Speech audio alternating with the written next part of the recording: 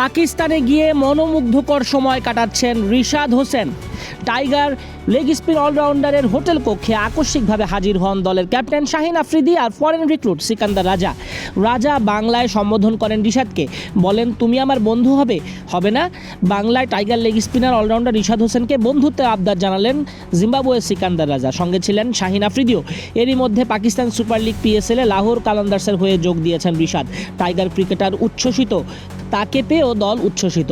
এ সময় ক্যাপ্টেন শাহিন আফ্রিদি রিশাদকে দলের ম্যানেজারের সঙ্গে পরিচয় করিয়ে দেন, কুশল বিনিময় করান।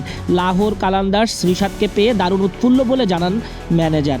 একই সঙ্গে সাম্প্রতিক পারফরমেন্সে রিশাদ দারুণ করছে বাংলাদেশের জার্সিতে বলেও উল্লেখ করেন দলটার কর্তৃপক্ষ।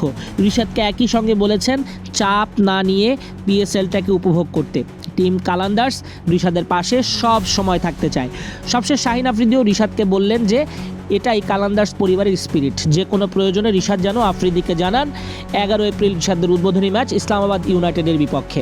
লাহোর কালান্দার্সে রিশাদ হোসেনের সতীর্থ হিসাবে আছেন Abdullah Shafique, Asif Ali, Fakhar Zaman, Mohammad Naim, Asif Afridi, Daryl Mitchell, David Wiese, Jahandad Khan, Tom Curran, Kusal Perera, Mohammad Akhlaq, Sam Billings, Haris Rauf, Mohammad Azab, Momin কামার, সালমান মির্জা, শাহিন আফ্রিদি, জামান খান, সিকান্দার রাজা।